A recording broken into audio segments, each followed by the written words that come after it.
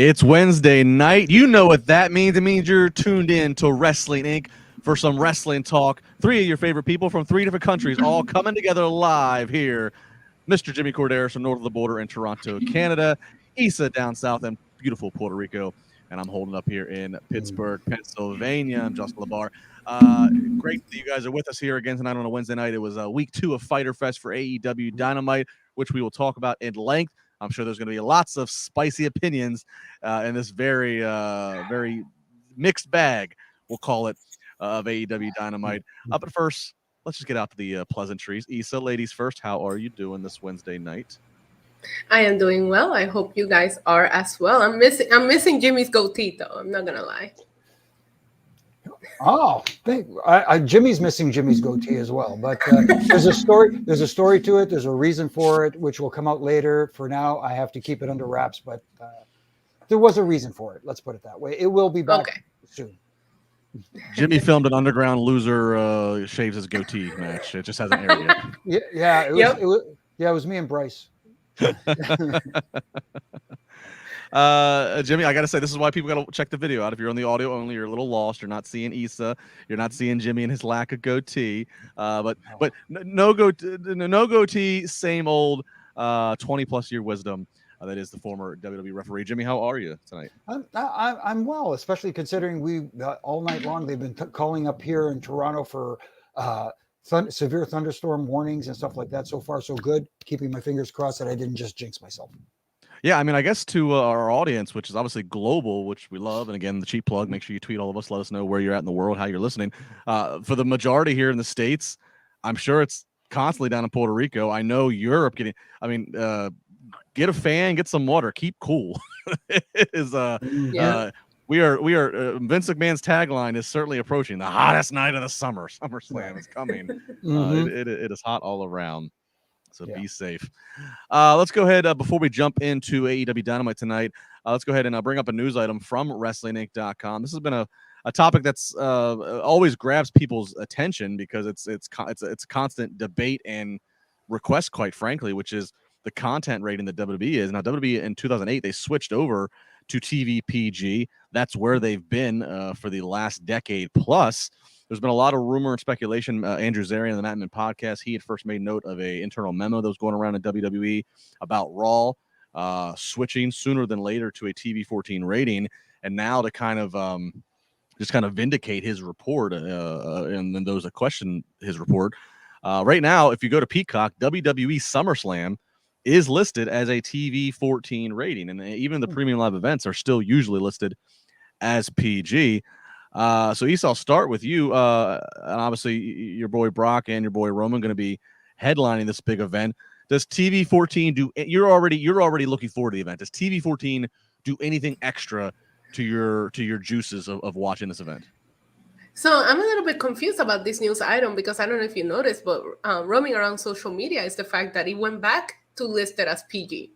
After everybody was posting that it was listed as TV 14, WWE went back and changed it to PG. I don't know that that's going to make that big of a difference, even not just at SummerSlam. I feel like the shows overall, I understand why it is news, but if I'm not mistaken, NXT 2.0 is TV 14, and I don't, there's a couple of angles that are questionable to say the least, but it hasn't really changed the way that they present the product on TV. I would like to see the Roman fight just be extra violent because I choose violent all the time because I like big meaty men slapping me, but they have made it so personal, through last few matches, and there's gonna be blood, there's gonna be this. We saw Roman draw blood from Brock at Madison Square Garden, so I would like to see the match live up to the expectation of the fans, but outside of that, I don't think that we're gonna see that big of a difference. Yeah, Jimmy Issa is right. They have moved it back to PG. So this is the second time because, again, going back to that initial report from Andrew Zarian, he had noted the internal memo how it had said Raw this past Monday was going to start to be the TV 14, and then that got pulled back, and then it was like, all right, no, it's not going to be this Monday, but it's going to happen.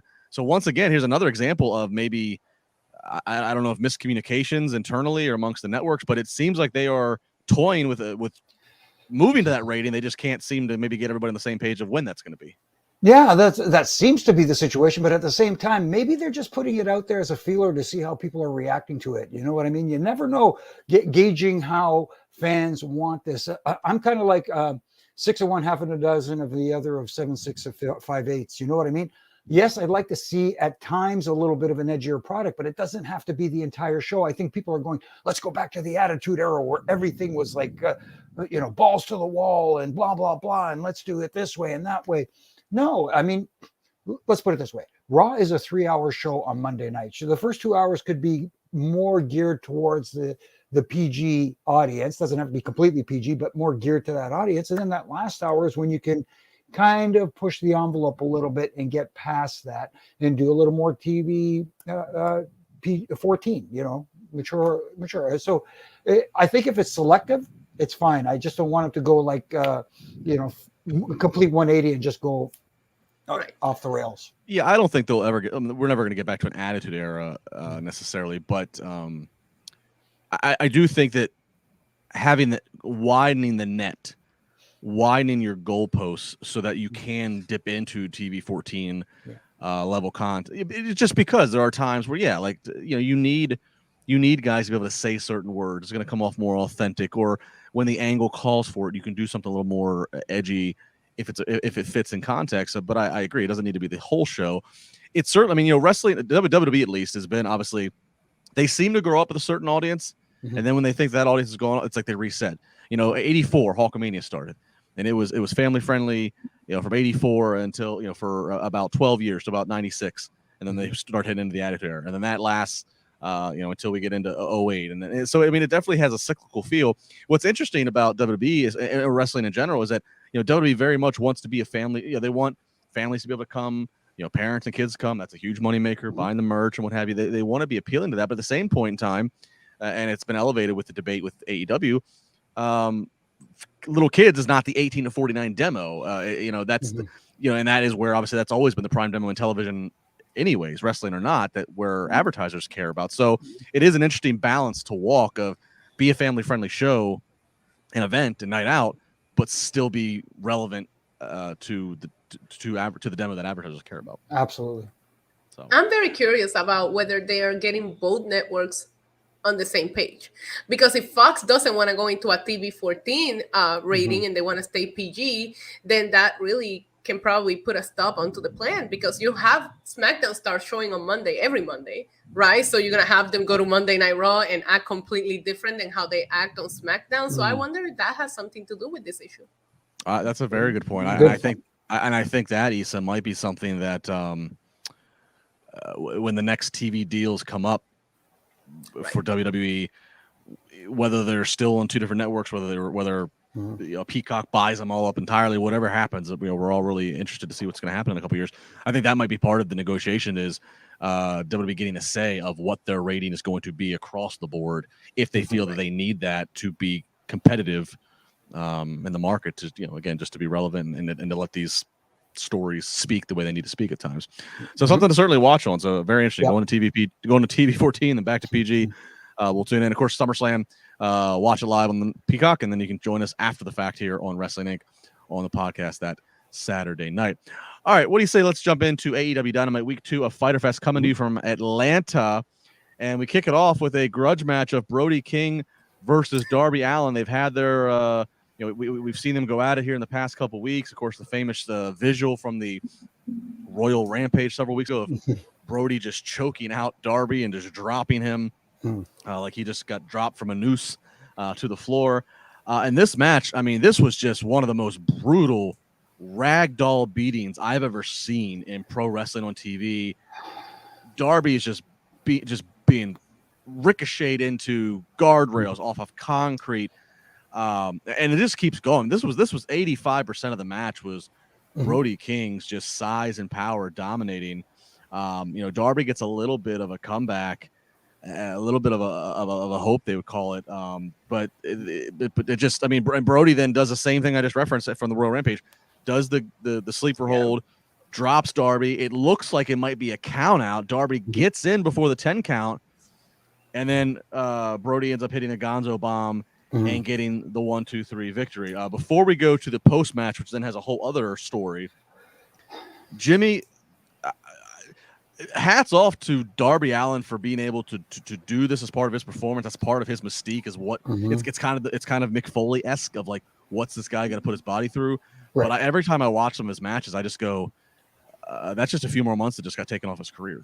Yeah, there was a few moments there where I cringed, especially the one drop on his head there that made me go ah. But and I hate to backpedal to last week. This was the type of match that we should have got from Wardlow last week, a dominant match. Yes, I get it. OC is over, Wardlow's over. They're kind of both baby faces, but at the same time, here's where we had a definitive heel, a definitive baby face that was overmatched. And with Darby Allin, this isn't one of those situations where people could say, oh, they just killed Darby Allin. No, Darby Allin can come back from this. And that's the beauty of it. He's over enough where he can come back from this, depending on how they book him going forward. But, the way they booked this match tonight was the way it should have been booked. He needed to look dominant. Brody King was just a monster, a beast. And that's what, like I said, I hate to backpedal, but last week, that's what Wardlow should have looked like. Issa, Brody, I think, elevated himself into a new level tonight. Yeah, I love this match from Brody King. I loved the selling from Darby, like you said. It was cringy. It looked painful. It makes you wonder, is he going to be okay? But overall, I really, really enjoy seeing Brody from this perspective. I like this a lot more than his match with Moxley. Let him come out there and destroy people. I don't have a problem with that. I wonder why Darby will take on a match after the way he eliminated him from the Battle Royal. But yeah, I liked it. It's funny you mentioned. Sorry, I hate to interrupt you. It's funny you mentioned Moxley because I thought that too. This match should have happened before the match with Moxley. Yes. Yeah. Yes, just to elevate him a little bit more. And Darby, one of the, I guess you would refer to him as an AEW homegrown star, had not been really on national TV until AEW. Certainly was one of the biggest stars in the first couple of years of AEW, especially during the pandemic era and Daly's place. So Darby was just a huge major player. So, I mean, he's built up some credibility in the AEW world that now it seems like they're cashing in on that fund that they have built up on him. And rightfully so. I think if Darby would have won, if Darby would have won this, I would have been upset. I think this was the right call. Brody wins this. Darby Darby's not going to be. Darby didn't lose any fans tonight because he couldn't, he couldn't answer the challenge of he gained sympathy is what baby faces are supposed to do. You're supposed to feel sympathetic for the baby. Anyway, sorry again, I cut you off, Justin. There's no cutting off. We're having a group conversation here. So post match, Brody King starts to attack Darby some more, draws out Sting. Sting gets in the ring. It looks like Sting's going to drop him with a Scorpion Death drop, and then lights go out. Malachi Black shows up. Brody gets Sting in the choke, the rear naked choke. Black hits him with the mist in the face. So they got the better of Sting, and then hit the music. It is the Redeemer, Miro. Did he hit him with the mist, Justin? Because he got Brody more than he got Sting. But semantics. Yes. The intent was for the mist to go to Sting. Not all mist can hit the right person. Not all shark cages can be unlocked. It is what it is. It's life. Out comes Miro, the Redeemer. He stands on the ramp and kind of stares down. Of course, he has been mentioning the House of Black in promo, so there is some continuity here. The fans at one point chanting Miro's name, so seems like kind of a concentrated push to move Miro into being on the babyface side of the fence and a major player potentially as a face. Issa, my love for Rusev when he was Rusev, and I feel like this version of Miro, this Redeemer, the promos are incredible.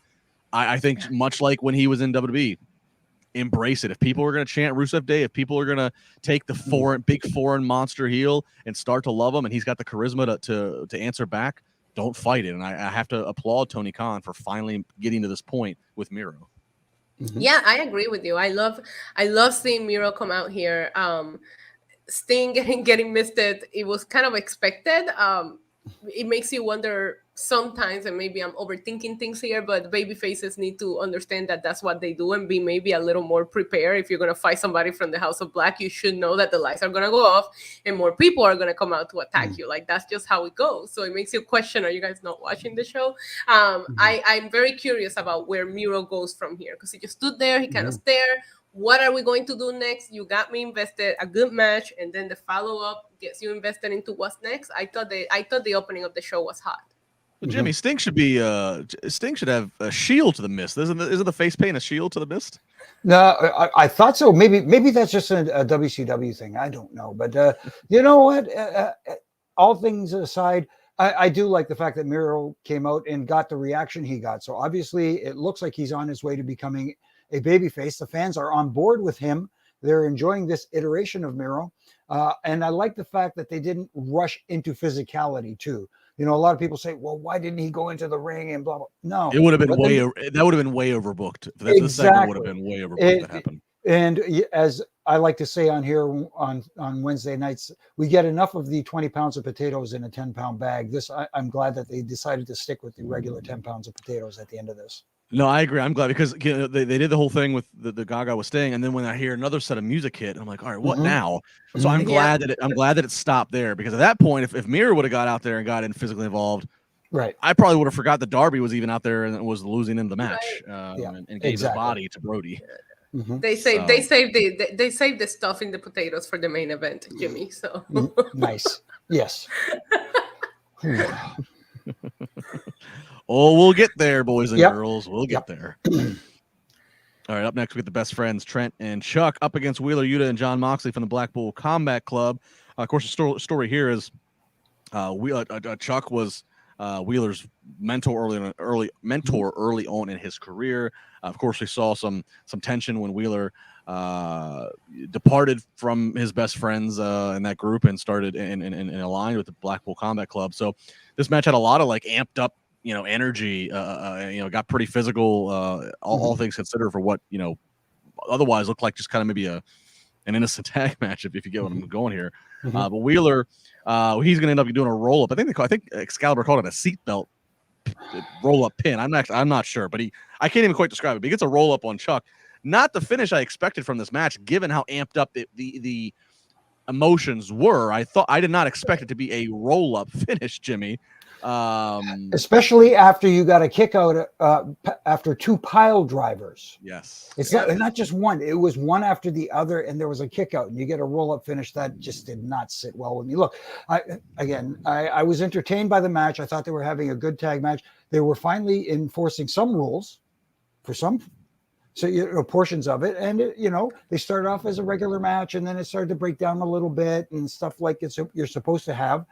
Again, the one thing I get a little bit confused with, and a few times tonight, who am I cheering for and who am I booing? Who's technically the heel and who's technically the babyface? Right. And they put, if you noticed, Jim, I'm sure you did, and I thought the same thing. Like, so who's exactly? They put the best friends on the babyface corner. Yeah. Yes. And for those, if anybody listening, like babyface corner, traditionally you either put the baby faces on the corner facing the hard camera so you can constantly see their faces, or if you have like a new dominant heel tag team that's running through people, you'd put them, if they're the feature team, you'd put them there maybe but yeah. So when the fact they put the best friends there and not Moxley, who's the biggest star in this whole match, right? Moxley's got his back to the camera with. I was it was an interesting choice of what's the dynamic going into this. Issa, I mean, Blackpool Combat Club, obviously a little bit of momentum's been hurt with Brian being out, and Claudio's part of it, but he really wasn't seen until later for a brief brouhaha. Did this match get anybody over? Did it further anything for you? No, it confused me.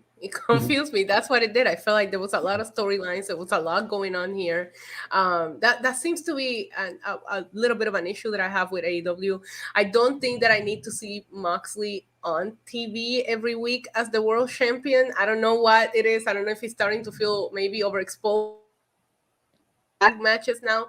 I don't know. You had Orange Cassidy and Regal on commentary. Then you have Daniel Garcia watching for backstage because they're fighting for Ring of Honor.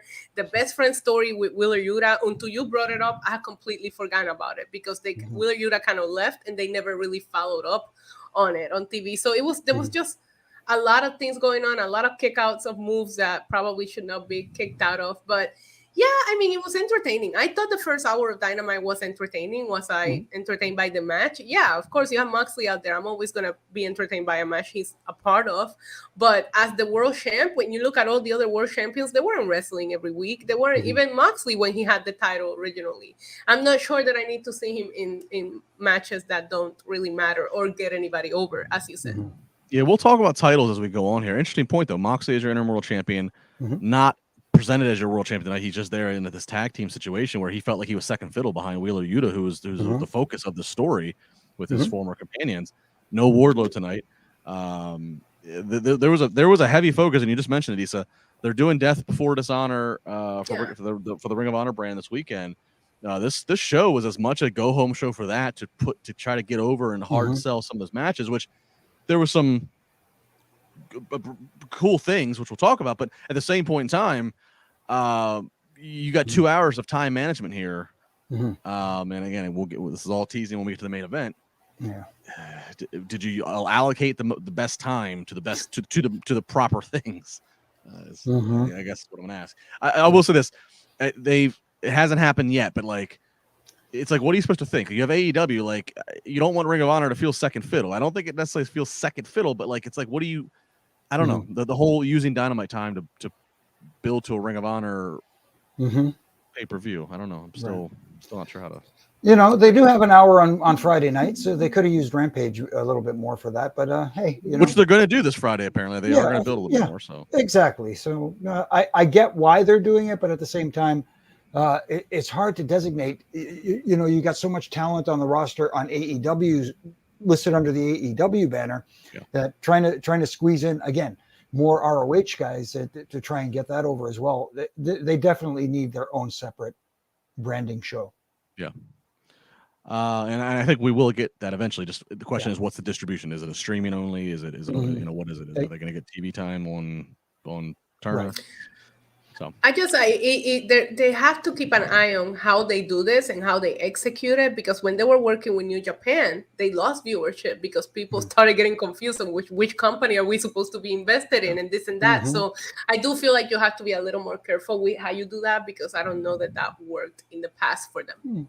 Well, and my question too with the Ring of Honor thing is, like, I mean, again, it's been a short matter of time since Tony's bought it, and so I'll let it play out. But I guess my thing is, like, at least for Death Before Dishonor, there is not one person watching Death Before Dishonor this Saturday. There's not one person attending live. There's not one person paying the pay-per-view price. Not a one of them is not already watching AEW. Like, it's not like you're finding and discovering some rogue Ring of Honor fan that's out there and drawing them into your A brand, which is AEW. Like, it's not like, so that's my concern is what's the end? What's the goal? Like, what are they going to? What's the goal here? Like, that's what my no, and that's a very fair point, because it's the same issue I believe that AEW has with their show as well. They're catering to a specific core audience and not thinking about growing that audience. And sometimes the number's up a little over 1 million if you're a person who's into ratings. And people, they tout that hugely, especially every chance they get. But at the same time, that audience isn't growing past. It's not growing. Yeah. I mean, let's say that Death Before Dishonor does, 150,000 pay-per-view buys. All 150 of those people are part of the 900,000 that just watched Dynamite. So I don't know. I'm not sure what the point is. No, agreed. Well, we'll see. We'll see how it all plays out. Up next, we get Tony Schiavone bringing out Swerve In Our Glory, getting their respected. Getting their respected entrances and ovations from the crowd. They play to the crowd. There's some champagne and cake there waiting for them as part of celebration. But they are ultimately, and they also note rapper Kevin Gates there. So he, Swerve putting him over, and he's. I will say, behind Kevin Gates, the shorter guy behind him is my man Montezi, who did the theme song to my old podcast intro. Very talented guy. He's on the Swerve podcast every single week. Very talented guy. So shout out to Montezi. So they're putting over everybody, and then they're interrupted by Smart Mark Sterling and Tony Nese, who have the petition of the people versus Swerve Strickland. They want to get Kevin Gates to sign it. He's not going to sign it. He ends up then punching Tony Nese. Then of course, if Jimmy, it's the rule. If there's cake out there, somebody's got to have cake to the face. Oh, it's a must. It is an absolute must. The only problem I had with this whole segment is here you've got your brand new tag team champions, and the guy who got over the most in this segment was rapper Kevin Gates. Someone who's not even on your roster. Yes, I get it. He's a celebrity. He's a rapper, whatever the case may be. You're still supposed to get your talent over to some extent. To me, they were lost in the shuffle in this whole scenario. Issa, how much Kevin Gates do you have on your playlist? Not a lot. But to Jimmy's point, yeah, as soon as I saw the cake, I felt I was about to watch a WWE segment. They show the celebrity on the crowd, you see a cake, and you're like, somebody's getting some cake on the face, and the celebrity's gonna get a spot, and I'm watching a Monday Night Raw segment. That's what I felt, and that's something that you don't see in AEW often. That cake looked good, by the way. I just want to point that out. So Swerve getting a taste of it, I don't blame him. But I love seeing how over Keith Lee and Swerve Scott are. The crowd were loving it. The chants for both of them, that was very refreshing to see. And I'm happy that they had the tag team titles. But it felt a little sports entertainment of a segment. Well, Keith has the benefit of being a top guy from NXT, and then obviously briefly getting to Raw. Like he has a little bit of that. The crowd's kind of behind him with that. What's the word? We're gonna get vengeance on the lack of opportunity or follow through that WWE had or didn't have. I'm impressed with Swerve, and yes, I know Swerve was a former NXT guy as well, but obviously didn't get the same level of success. He really feels, with his music, with his look, with his swagger, he does feel like a star that is growing, and so that's kind of cool. I mean, they're a tag team right now, but I'll be really looking at Swerve in the long term with AEW if he can stand out in a very crowded roster as a single star eventually. And I mean, I thought I got to work with the guy in 2013 as a very young Shane Strickland, and he felt that he had a little something if he could kind of get all the pieces together, and he's really exploded his look and everything. So that's kind of something I took away was I think really Swerve specifically just feels like a star. And then, look, having a guy, if you Google Kevin Gates, he's a legit dude, he's a legit rapper and obviously, and so, like, I mean, having Swerve associated with that, that's doesn't hurt, put it that way. So yeah, cake ultimately in Smart Mark Sterling's face. So as someone who landed in a pile of gravy in a gravy bowl, I don't have a problem with the cake segment. Let's do a super chat here. Robert Martinez saying the Ring of Honor card more exciting than SummerSlam. Well, I think that depends on what buffet you're trying to visit there, Robert. Yeah, exactly. Right. Thank you for the unbiased opinion there. I appreciate it. Hey, look, that's what wrestling is. It's what everybody's taste is. But, exactly. I mean, if you go through the Ring of Honor, there are some people that say Jay Lethal versus Samoa Joe match, and Jonathan Gresham and his that to some people that's their taste. Personally, and I know that Issa shares this. Jimmy, I'm excited. I like Brock and Roman. I like Yes. I like seeing guys like Theory on the rise. I mean that I don't know, but it all is a matter of your what your taste buds want. Exactly. I do think the Ring of Honor pay-per-view is going to be great. They are building a great card. I will give them that, but I'm not going to take away from SummerSlam. It is SummerSlam, Yeah, there's a difference between what's going to be a very very work-heavy, solid bell-to-bell show in front of a few thousand people in Lowell, Massachusetts, versus a stadium show in Nashville, Tennessee, with Logan Paul's 24 million Instagram followers tuning in to see what he does to The Miz, and Pat McAfee with his mogul. I mean, you might not like a non-wrestler being in a wrestling match, as Pat or Logan might be identified as, but that might not be part of your buffet that you're looking for. But you can't deny the wave that it has through business and entertainment.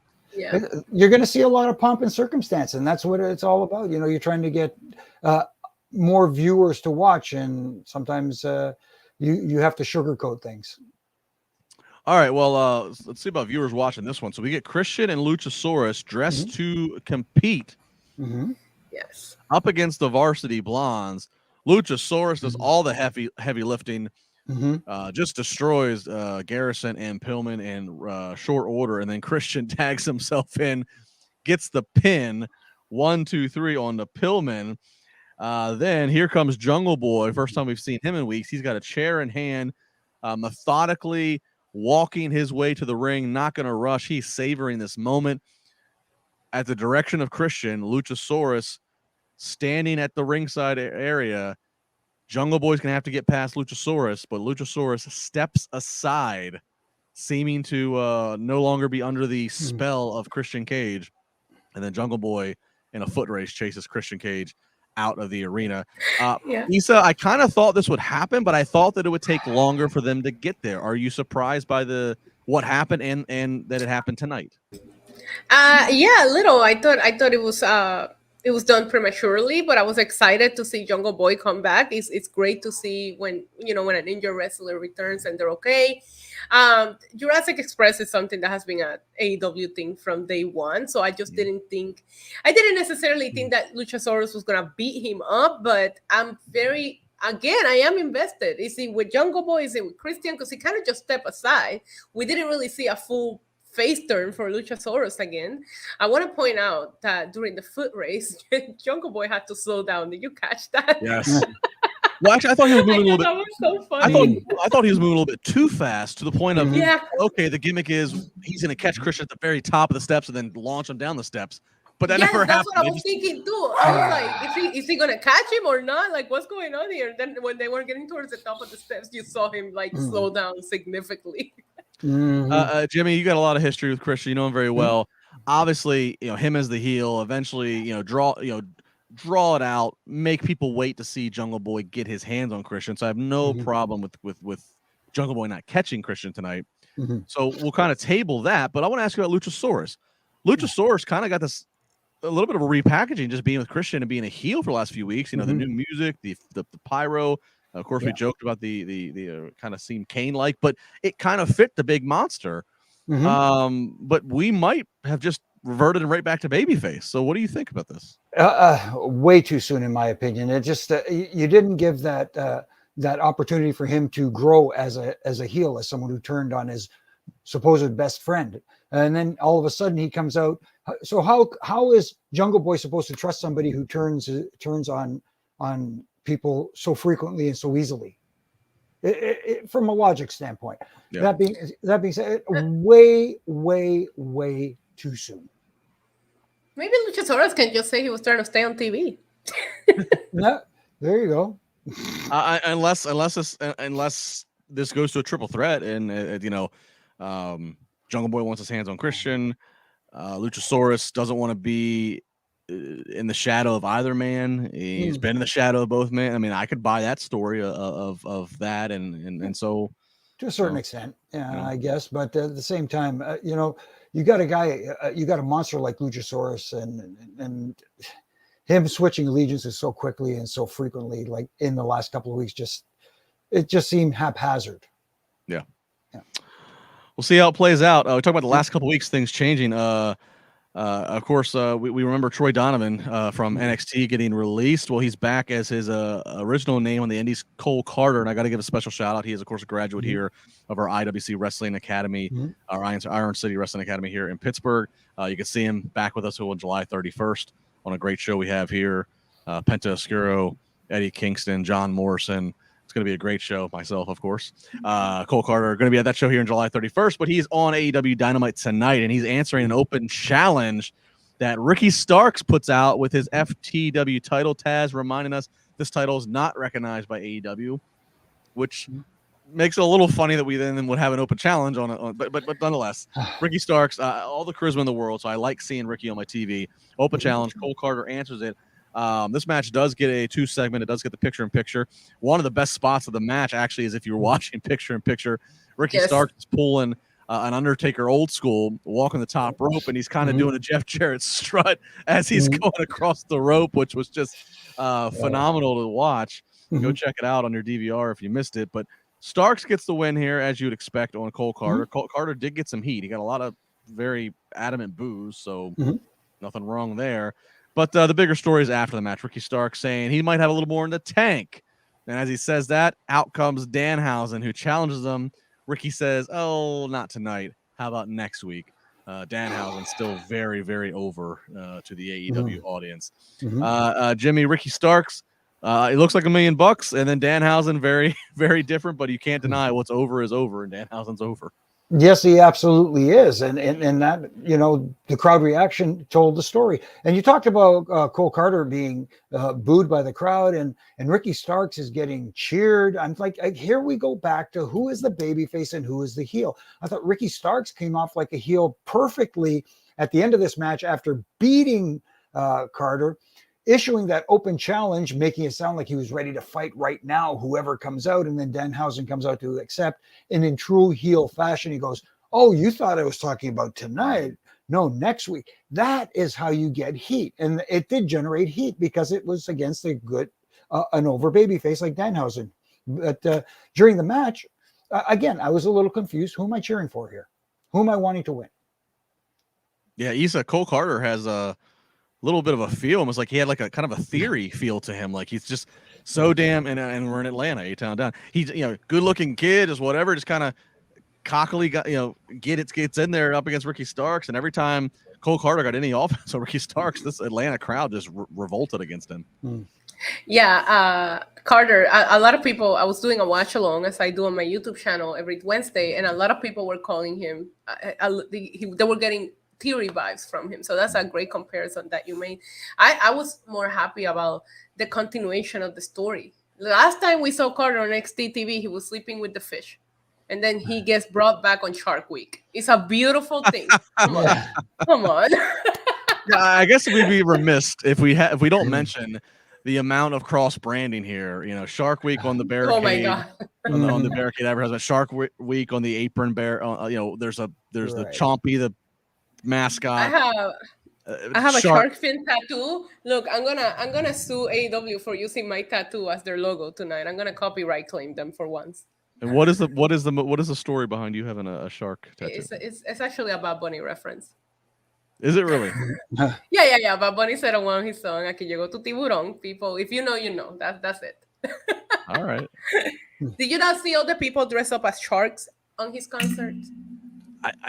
We've been through this. I don't follow Bad Bunny the way you do. I gotta show you. Come on, he took over the All-Star game, the entire ceremony. So, anyways, it's a Bad Bunny reference. Believe it or not, it's a shark fin. But well, no, we just can't give me the Spanish of what Bad Bunny says and translate it. What's going on here?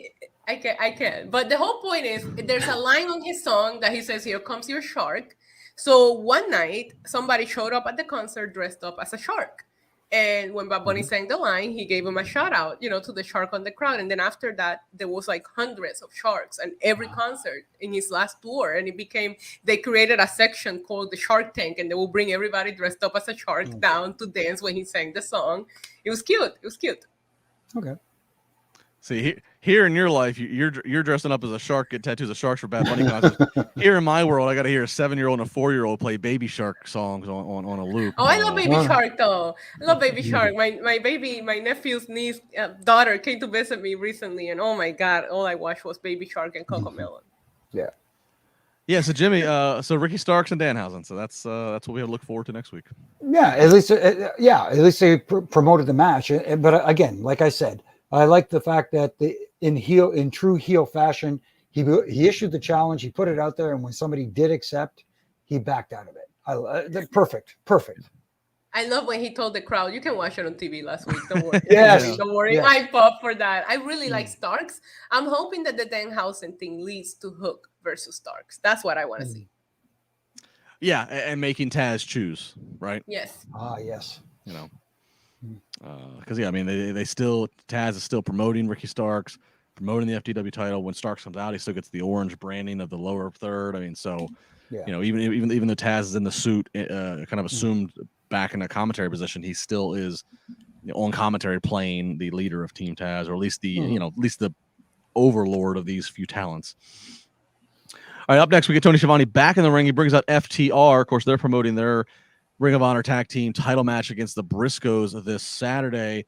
FTR Dax cutting a promo talking about his daughter several years ago cutting a promo about how she possibly needed open heart surgery and a complication she went through, and fighting against that, and fighting through it, and now being 8 years old and healthy because of how hard she fought, and him using that to parallel how hard he has to fight and how hard he's going to fight because he's not going to disappoint his daughter. If his daughter can do that, then he can do this. As a tag team title holder. Certainly got a hell of a pop from the crowd. Of course, when you draw in real life, that's always going to get the crowd's attention. Again, we critique how much time do you give to promote this Ring of Honor pay-per-view, but again, FTR is so over, Jimmy. I mean, they are. There's not a long list of guys or girls you can say that went from WWE to AEW and then necessarily raised their stock, but FTR, I think we can say they turned down some lucrative contracts from what we understood, and they have bet on themselves, and that gamble has paid off. Absolutely, and we heard JR tonight tout their abilities and where he would rank them in the annals of tag team history, and he's not wrong. Right now, they are arguably the best tag team in the world right now out there. They are so good, and the fans are recognizing that, and they're cheering them. So you can't force them to be here.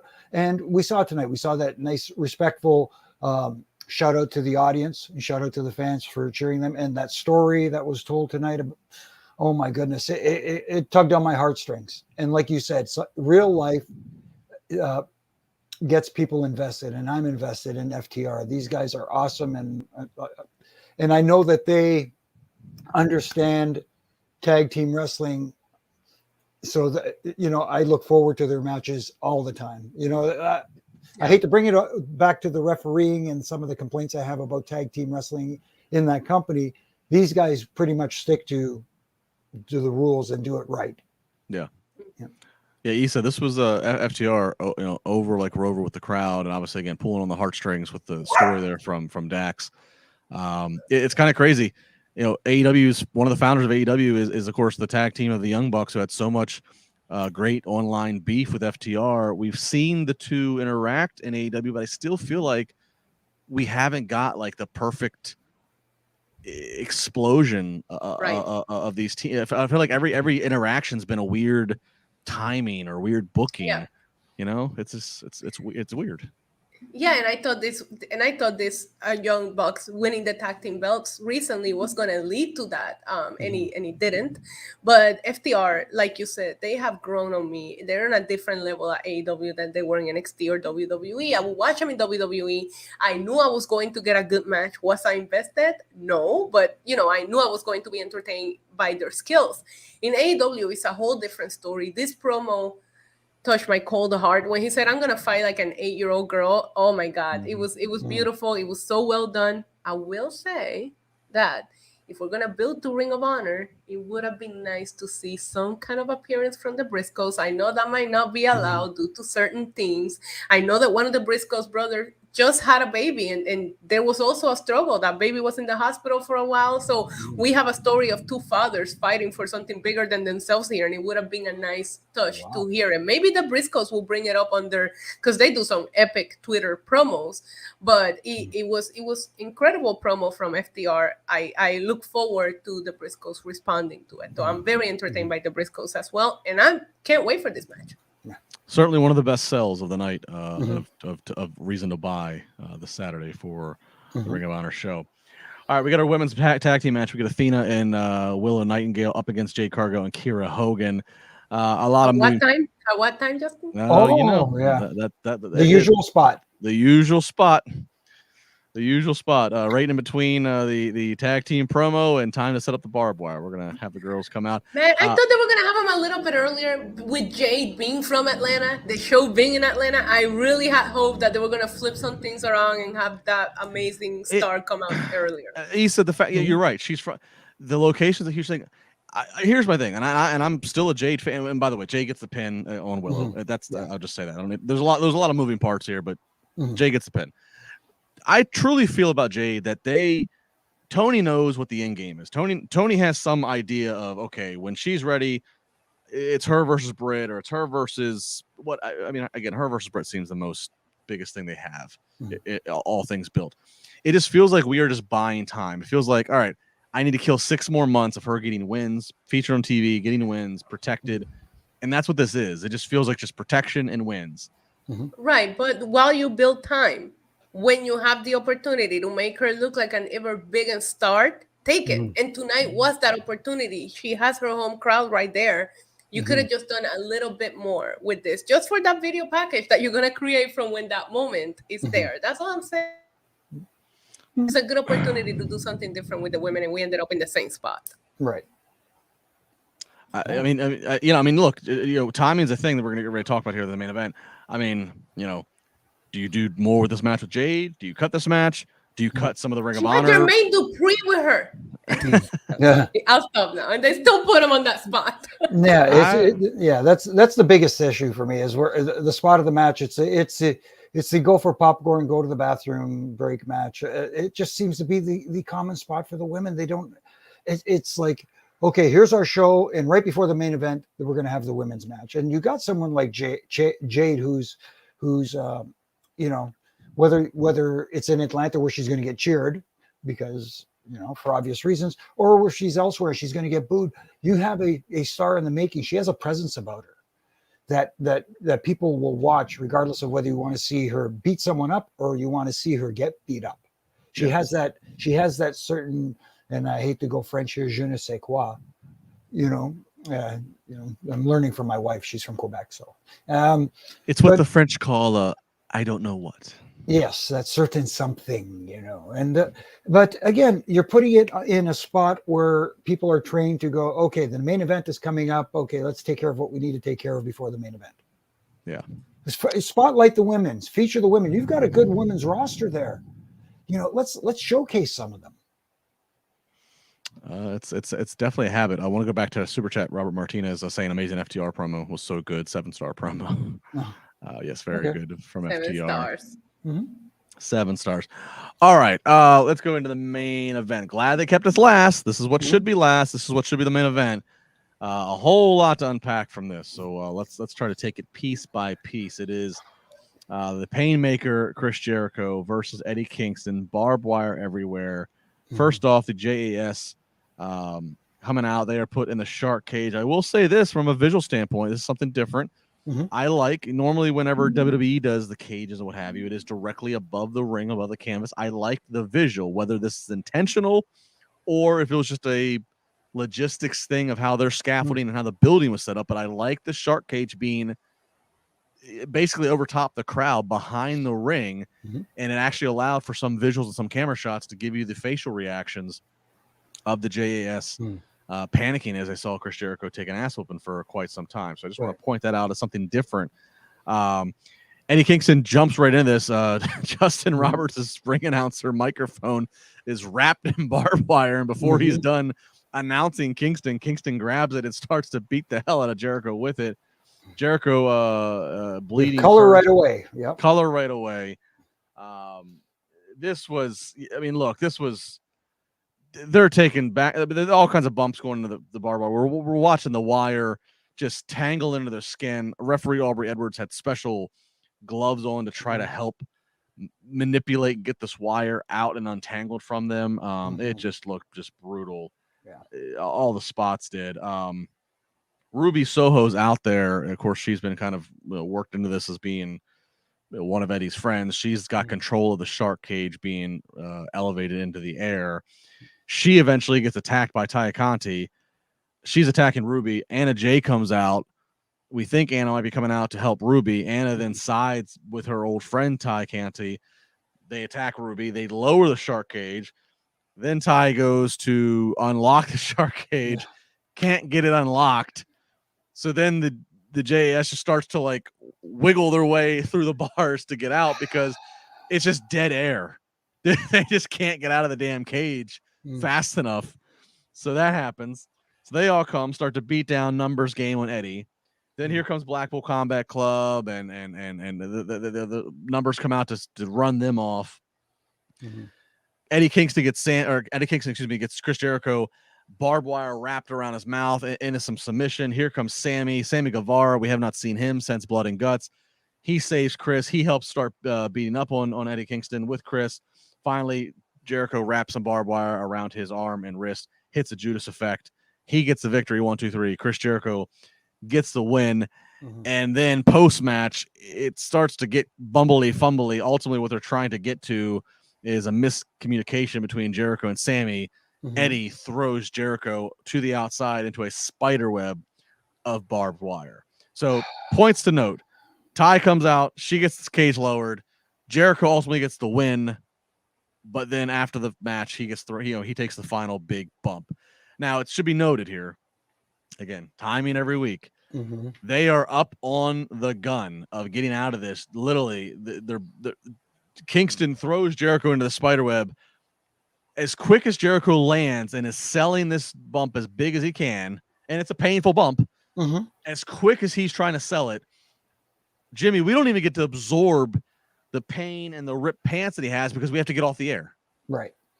That's where you need Jack Lanza running down the aisle waving his tie. I don't care if it's live television or not. I mean, they got to do a better job at timing the finish and allowing the finish to be absorbed and taken in. This match, we knew it was going to be brutal. We knew it was going to be a lot of tough gaga. Yeah, gaga going on, a lot of blood, which we did get.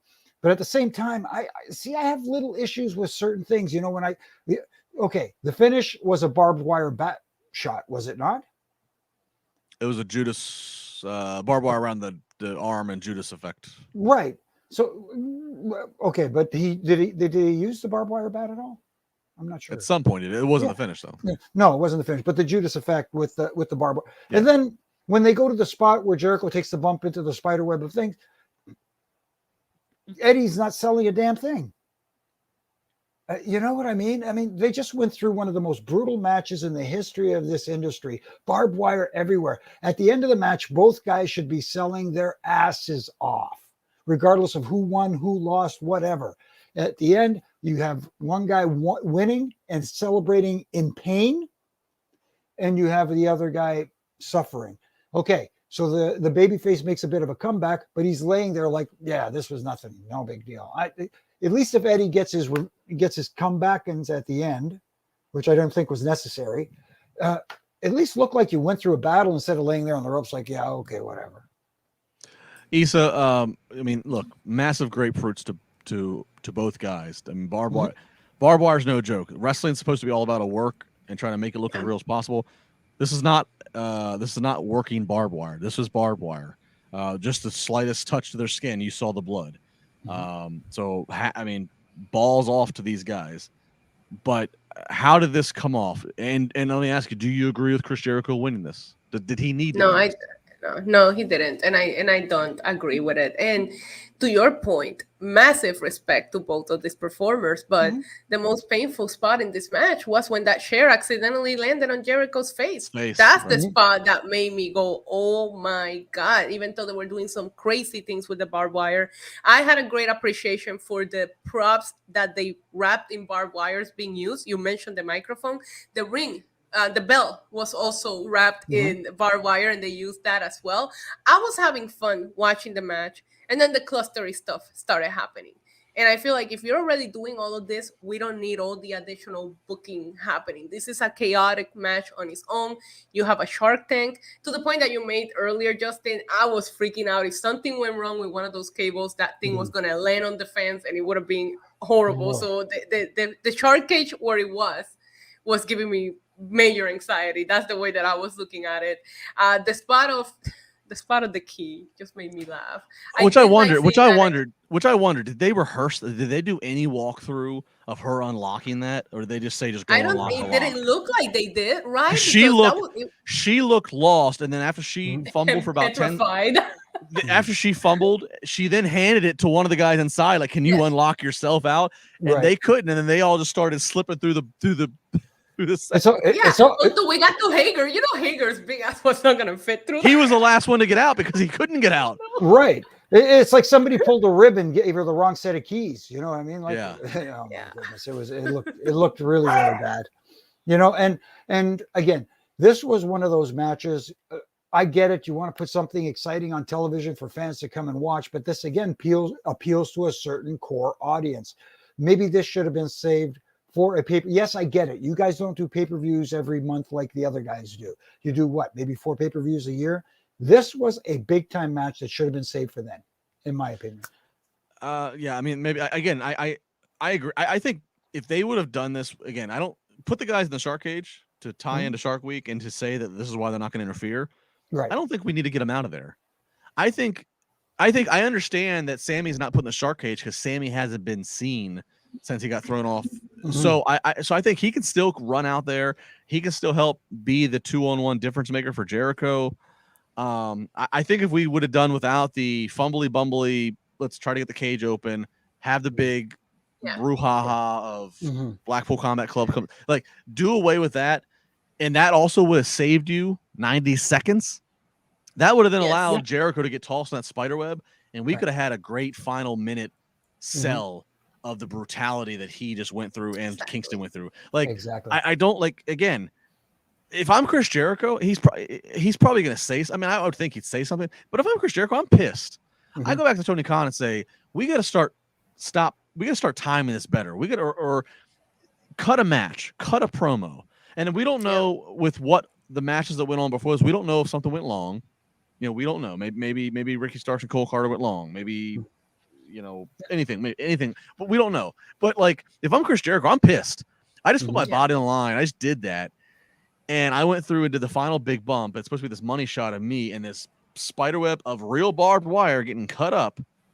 And I got to sell on screen for about 10 seconds as the announcers are scrambling and to get off. Like, they have to, like, it's the equivalent. It's the equivalent of doing a movie and John McClane does all the fighting. He throws Hans Gruber off the top of the building, and just as Gruber hits splat, we go to credits. Yeah. Yep. Yeah. Is there anybody at Gorilla, you know, buzzing the referees? I mean, you know what I mean? Is there somebody at Gorilla after the match when you come to the back with their glasses at the end of their nose, giving you the come here look, you know, that you have to go answer to now? I don't know. You know, I don't know.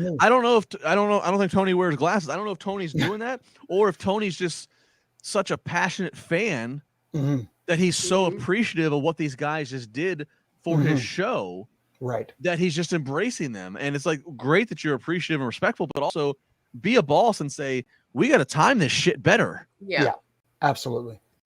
Agreed. What a missed opportunity to have Sammy in the shark costume. Wow. Yes. We saw somebody in a shark costume earlier. I was like, yeah, it has to be someone. That was such a missed opportunity. Or if Chompy would have thrown the hat off, it would have been MJF. Right. Jimmy, let me ask you about barbed wire, because again, wrestling's supposed to be gimmick. It's supposed to be work. It's supposed to be work. This was not worked barbed wire. It didn't look like it to me. No, what is your experience of barbed wire? I have to guess. If you have any experience of barbed wire, it would have to be Cactus Jack's time. Pretty much.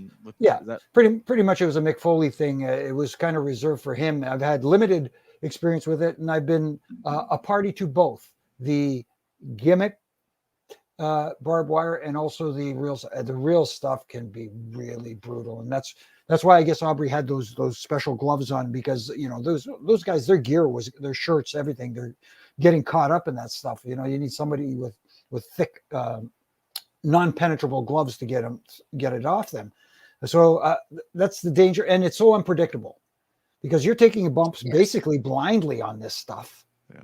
So you don't know where it's going to hit you, and the chances of really, really doing some serious damage is very greatly increased in these. Well, to Isa's point, the one of the scariest spots was the kind of what looked unplanned was Jericho trying to counter and hitting his code breaker, but the chair just came down and split him right here at where the bridge of the nose is. Well, think about like you got the table propped up in the corner and you throw somebody through it. The table's gonna.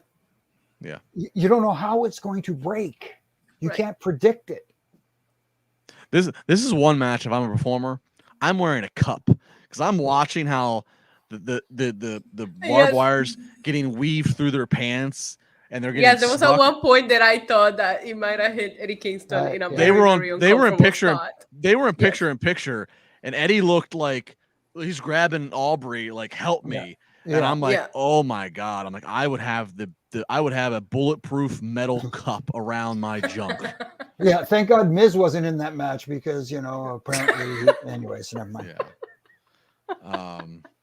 Again, hats off to Eddie Kingston and Chris Jericho. Yeah, no, yes, absolutely. For the entertainment value they try to put on, but from the booking standpoint of the Gaga that towards the end of it, and then doing the post match stuff and just again cheating them because you didn't have the time to stay on the air to let them sell it. Yeah, it was a brutal match, violent. It was just overbooked and poorly timed. Yeah, especially when you in a match like that, you don't have to overbook it. Right. The match sells itself. Just take those unfortunately nasty bumps and just sell the living crap out of them, which they did. But I'm just saying, again, like I said, at the end there was the finish, and there's Eddie Kingston acting like I'm okay. Right.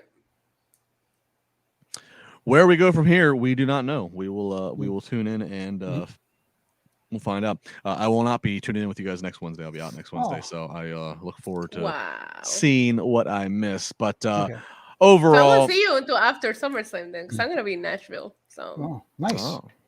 So I won't see you till August. Yeah, bye. Absence makes the heart grow fonder. It's that exactly. I don't know who I'm doing SummerSlam with. Jimmy, are you doing SummerSlam with me? I think I am. I'm gonna have to double check with Raj, but there was a chance. That my people up here were going to send me down to SummerSlam in Nashville, but I think that is not happening now. So if that's not happening, I'm joining you guys. So okay. If it's happening, let me know, Jimmy, so that I can finally meet you in person. That would be awesome. Yes, I will definitely let you know.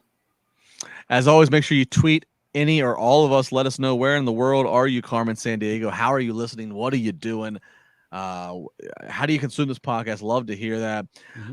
Follow at Jimmy Korderas, at NYC Demon Diva. The I is a 1. Any specific plugs either of you want to get in there? No, just the usual. You can go to prowrestlingtees.com and get your Wrestling Rant t-shirts there, which I do daily from Monday to Friday. This week I'm trying to keep it more of a positive note. Just for a little change, because people are saying, why are you so negative? I'm not negative. I'm just trying to tighten the screws, as they say, as our old friend Bully Ray says. You're trying to tighten the screws and just be a little critique and like to see things done differently. And it's not just with one company, it's all companies. Jimmy, you're always drinking coffee during your Rough and Rant. How do you take your coffee? It's just regular. It's one lump of sugar and 1 lump of cream or whatever. It's not a lump of cream. Just a regular coffee. I thought you were a black coffee guy. No, no, I can't do the black coffee anymore. I need a little bit of, Issa, give the plugs. You guys can subscribe to my YouTube channel, NYC Demon Diva. You can also find me on Lucha Libre Online. I have an interview with Jordan Grace, Eric Young, and a lot of Puerto Rico wrestling has been covered over there by me. Very good, very good.